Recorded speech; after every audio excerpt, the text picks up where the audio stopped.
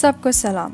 اس video میں ہم اس بارے میں بات کریں گے کہ اٹلی میں آپ کی صحت کا خیال کون رکھتا ہے، یعنی کہ قومی صحت کا نظام۔ 28ویں قانون کے لیے صحت ایک بنیادی حق ہے، لہٰذا جو 28ویں شہری نہیں ہے اس کا بھی طبی امداد پہ حق ہے۔ 28ویں قومی صحت کا نظام لوگوں، مقامات اور سرگرمیوں کا مجموعہ ہے جو لوگوں کی جسمانی اور ذہنی صحت کو فروغ دیتا ہے، برقرار رکھتا ہے اور بازیافت کرتا ہے۔ قومی صحت کے نظام میں اندراج لازمی اور مفت ہے۔ اگر آپ کسی پناہ کے متلاشی یا بین الاقوامی تحفظ کے حامل ہیں تو اس سے آپ صرف ایک چھوٹا سا حصہ ادا کر کے صحت کی خدمات تک رسائی حاصل کر سکتے ہیں جب قانوناً اس کی ضرورت ہو۔ جب آپ قومی صحت کے نظام میں اندراج کرتے ہیں تو آپ کو ہیلتھ انشورنس کارڈ دیا جاتا ہے۔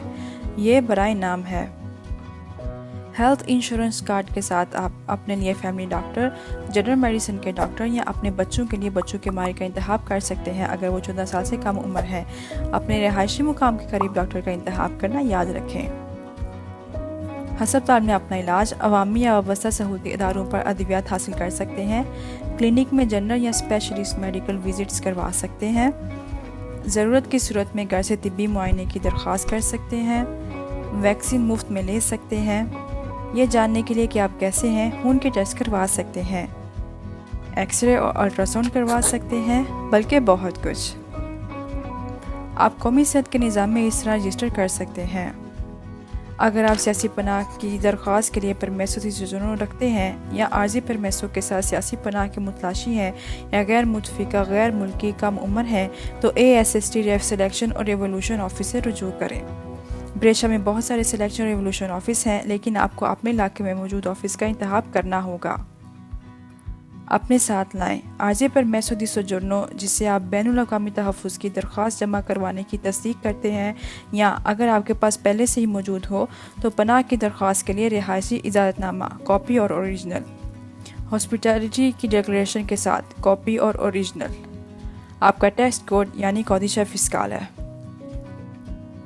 عارضی یا ختمی صحت کارڈ جو آپ کو پہنچایا جائے گا اس کی آخری تاریخ ہوتی ہے۔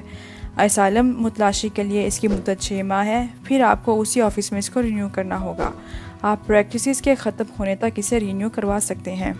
رہائشی اجازت نامے رکھنے والوں کے لیے کارڈ اس وقت تک درست ہے جب تک کہ آپ رہائشی کا اجازت نامہ ختم نہ ہو جائے۔ اگر آپ غیر یورپی یونین کے ممالک سے غیر تعمیری غیر ملکی ہیں، عوامی اور منظور شدہ سہولتی ادارے زندگی کی بچت اور ضروری دیکھ بھال کی ضمانت دیتے ہیں، آپ ایمرجنسی روم یا کلینک تک رسائی حاصل کر سکتے ہیں۔ حادثات یا اچانک بیماری کی صورت میں، متعدی بیماریوں کی تشخیص اور علاج کے لیے، متعدی امراض کی روک تھام اور پروفیلیکسس مثلاً ویکسینیشن لگوانے کے لیے، حمل کے دوران اور ولادت کے بعد، بشمول خاندانی مشاورت کے مراکز تک رسائی۔